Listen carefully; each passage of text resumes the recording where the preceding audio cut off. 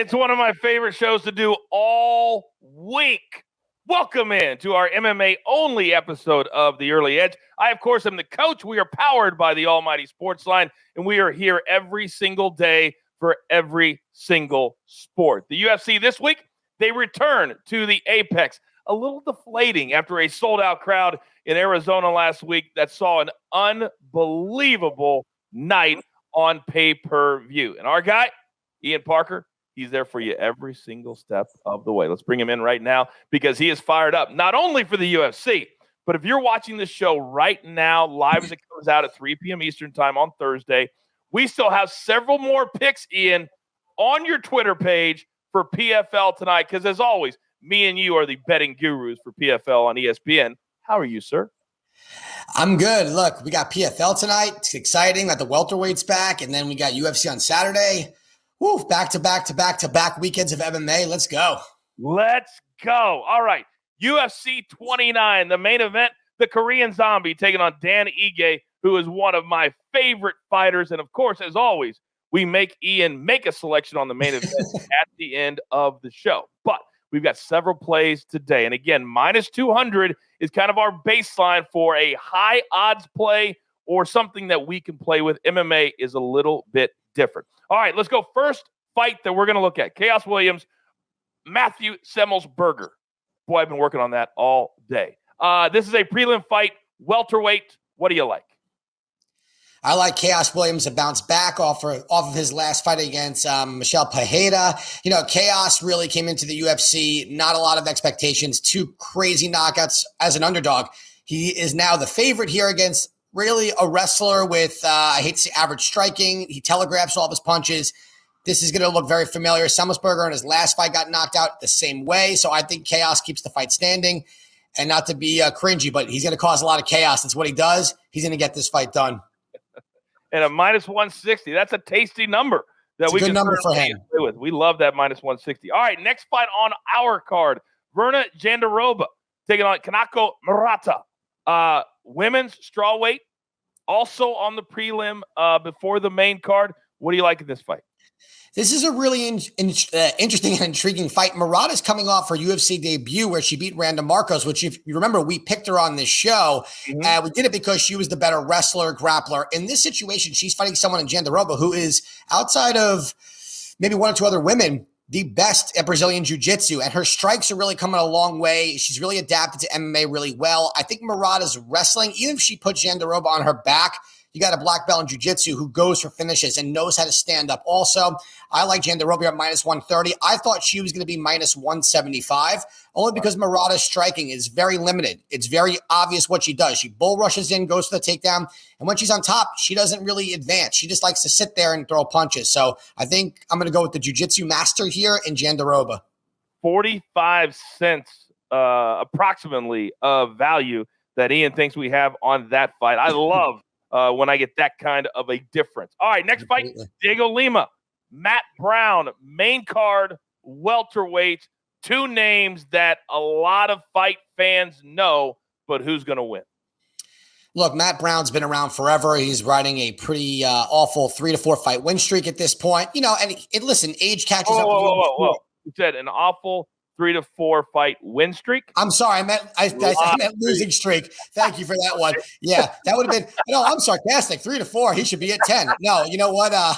Yeah, pretty bad losing streak for Matt Brown, although he's just the type of guy, he retires, he comes back, he misses the sport. He lives and breathes MMA, and he's kind of a legend in the sport from the Ultimate Fighter shows. But age has caught up with him. You know, the evolution of the game has caught up with him. And Diego Lima, who was also underperformed in his career, definitely not met the bar that was set earlier on. He still has the tools to get this done. He's got the leg kicks, he's got the striking, and he's got the wrestling and ground game to really do it to hold off Brown. As long as he doesn't brawl, which I'm pretty sure he's smart enough to not do, Lima gets the win here. All right, and minus 170, that's certainly something we can play straight. Yes. But for those of you that are brand new to the show or brand new to MMA betting, you've come to the right place. We educate, we also entertain. And there's always a few fights on every single card that are kind of mismatches as far as the odds are concerned. And we want to bring the odds down. So how do we do that? We put them into a parlay, and we call it Parker's Parlay. So give me 3 fighters in your parlay today that you like. It's going to bring the number down and give us something we can play with. Sure. We're going to start off early on the card with Aleska Kamer. He's coming off his first loss to William Knight. This is a guy, excellent striking, good wrestling. Just sometimes when you're in the UFC, you get a few wins in a row. You get rushed up the ladder, especially in the heavier divisions, a little too quick. Well, now he gets to welcome a newcomer into the UFC who is known for his striking. Kamer will be the better striker. He'll be the better grappler and wrestler. I expect him to get this done relatively easily as long as he doesn't get caught in a firefight, which again, he's another guy that really doesn't do that. He presses against the cage. Smart fighter. Sergey Spivak against old faithful Alexei Olnik. Olnik will be 43, knocked down his last two fights. As long as Spivak uses his range and does not get taken down in the weirdest way possible. And for you MMA fans that aren't familiar with Alexei Olnik, he does what's called the Ezekiel choke, where he grabs onto you in a reverse rear naked choke and falls to his back. And you think that you're good. You're like, I'm just laying on this guy. And then all of a sudden you're taking a nap. As long as you keep your distance, you know what Olnik's going to do. He's going to throw bombs. Spivak should be good here. Young, athletic guy. He'll get it done. Last but not least, Marlon Cheeto Vera will be fighting Davey Grant. Grant is sneaky good with power. He's won his last two fights, both comeback wins with TKOs. Vera's coming off a loss to Jose Aldo after beating Sugar Sean O'Malley. I think Vera gets it done with the leg kicks. He stays away from the power. As long as he's not too hesitant in round one, this should be a cruise ship type of win for Marlon Vera. And that three-way parlay is going to return us at plus 204, which yes. I am here for. Now, it's time for the main event of the evening. Now, I worked with Michael Buffer last weekend. Now, not everybody can say that, but I did. I actually got to toss it to Michael Buffer, which was very, very cool. It felt like the main event was big. This main event feels big to me, too. That's because the Korean Zombie, he's really been pushed by the UFC, but has not always won under the big lights. Dan Ige is a guy that's really starting to grow on me. He's tough. He gets in there. He knows exactly what he wants to do. I love this main event, but how do we handicap it? Go. You got to feel for the Korean Zombie's parents who named him something else. And now on every fight poster, it's Korean Zombie. He doesn't have a real name anymore. It's pretty great.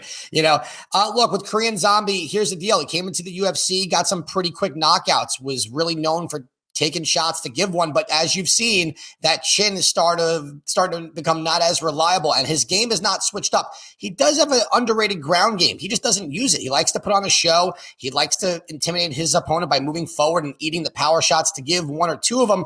Against Dan Ige, that's not going to work. Ige's a guy that started off as a grappler, a grinder, but now we're seeing knockouts. We're seeing striking. We're seeing an overall game put together. And we also are talking about a guy who's got an unlimited gas tank, which to me is one of the best things you could have in MMA. It really is, because when you're going 3, 4, 5 rounds, someone's getting tired or someone's just able to push the pace faster. And even if they're not the more technical or better fighter, they're able to push the pace more and unload volume at the end, which does a ton.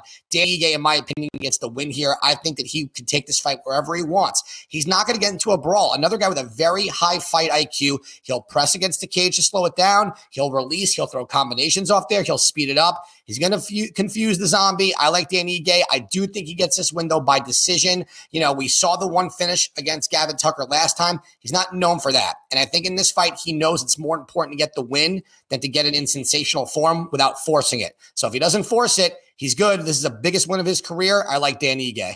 At minus 120. The one thing we don't do at the early edge, because I will not allow it, is a 5% bomb of the day for $2.99. No, we don't do that. But when I saw this number, I thought to myself, I think I may raise my bet just a little bit, because I think this is a mismatch and guys going in opposite directions. Would you feel comfortable if we raised our bet just a little bit on this main event? Look, you want to talk educational purposes, Coach. I do feel comfortable raising the bar on Dan Ige. I'd feel even more comfortable if we were playing with house money. So I would say for everyone, look, this is a good matchup for Ige. You just got to keep in mind the reason why the odds are the way they are is, in my opinion, the level of competition. Ige, outside of Edson Barboza and Calvin Kattar, where he lost to Calvin Kattar decisively, has not fought top 5 guys consistently, where Korean Zombie has for the last few years, multiple main events. Just keep that in mind. I like Ige's IQ here. If we are up money going into this, definitely raise it up, and that's where I would be at, Coach. And, of course, follow us on Twitter, on social media. Don't forget, follow Ian Parker right now because he has all the PFL plays up there as well, in addition to commenting all night on UFC when we get there on Saturday. Grab your paper, grab your pencil. Here is the recap. Chaos Williams, -160. Jandarova, -130. Diego Lima, -170. And then in the main event, we like Dan Ige a lot at -120. But you just heard Ian talk about all the reasons that the number is where it is, so be very careful. Then in our Parker's parlay, +204, put Spivak, Vera, and Gamur together. Don't forget, follow Ian Parker on Twitter. He will be releasing his PFL plays right now. Ian Parker, MMA, PFL tonight, live on ESPN. All right. I love these weeks. You've got your marching orders. Let's take all of these MMA tickets straight to the pay window. For the Duck Army, Ian Parker, and our executive producer, the jeweler, who puts it all together. I am the coach. This is the only place, no matter the sport, for your early edge. Good luck. Do you want best bets in your feed every single day? All you have to do is hit that subscribe button to stay up to date with all things early edge.